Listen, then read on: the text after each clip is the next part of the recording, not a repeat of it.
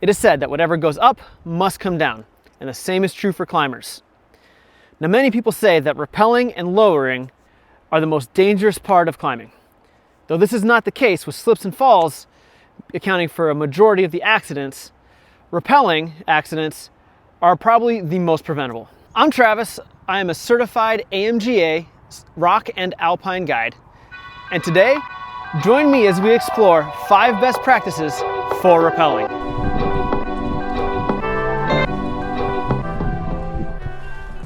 The first best practice for rappelling, or any climbing for that matter, is closing the system.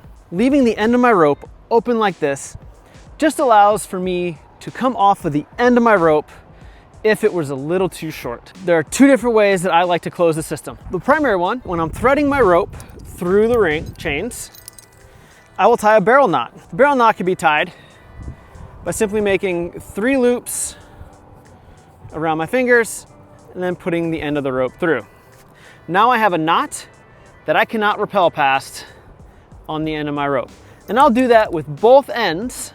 This also prevents my rope from feeding back through the chains in the chance that the weight takes it back down the cliff. The other way that I will sometimes close my system is I will tie it to myself. So after threading the rings, I will tie a bite knot, either a figure 8 or an overhand on a bite, and that will allow me to clip it to myself. Now, this also has the advantage of I can control the end of my rope and keep it from flying away from me if it's windy conditions or getting snagged on some type of rock feature. The next best practice is to use a rappel extension and tether whenever you are rappelling. This has many benefits, and you can see those benefits and how to tie them in this video right here. Having the extension will allow me to put my third hand backup on my belay loop instead of on my leg loop. It will also allow me the ability to move around a little bit if I am pre-rigging, which brings me to my next best practice, using a backup.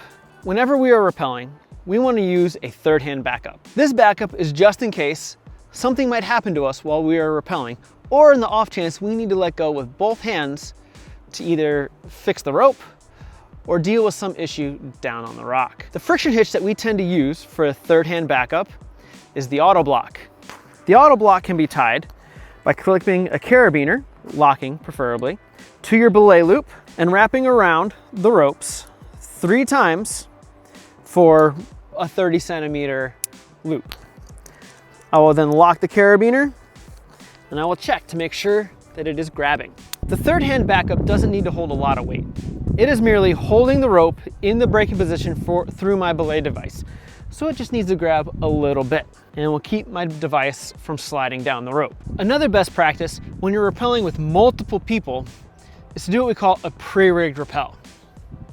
Now with the pre-rigged rappel, we are both gonna set up on the same rope, just one above another. So I have Chris here. I'll get him set up above my belay device since I'm going first. And then I'll set mine up below his, along with my backup. Now, Chris doesn't need a backup because I can provide a backup for him from the ground. The major benefits of pre-rigging.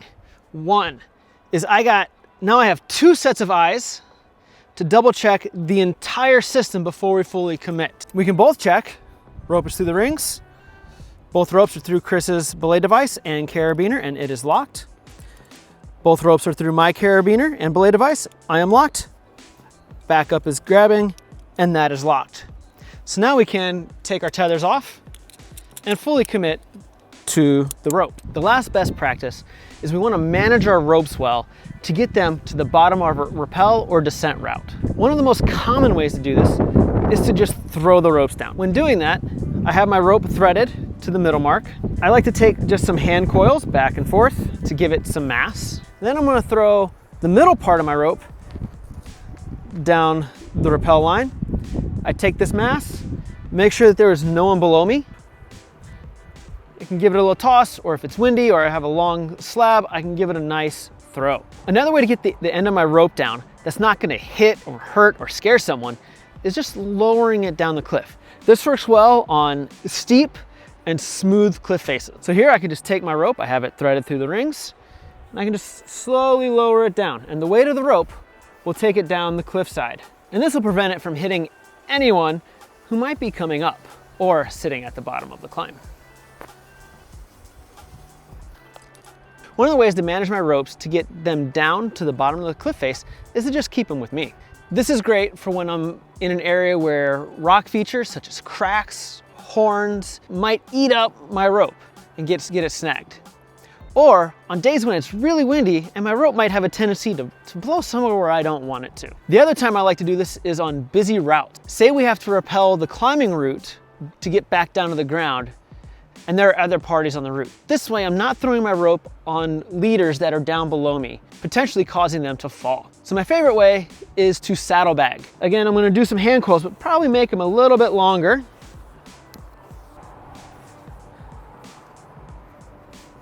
And then I will take this rope and I'll put an extendable or alpine quick draw to hold it, and I clip that to itself. As I am going down, this rope should feed out of this stack nice and neat and allow me to keep the ends with me as I go down. And once I get closer to the ground, I can merely release this and let them fall when I am sure that it's not going to hit anyone. And while we are going down, we also want to manage our rope. We want to make sure that we don't leave any excess rope that should be below us above us on the cliff face. It leaves the possibility of the rope snagging above us and us having to reascend the rope to free that end. And that is not fun. I hope that if you aren't already, that you will implement these 5 best practices for rappelling into your everyday climbing. If you're looking to learn more information about rappelling, check out the other videos in my rappelling series. And if you are looking for personalized guiding or instruction, check out my website down in the description below. Stay safe out there. See you out on the rocks. I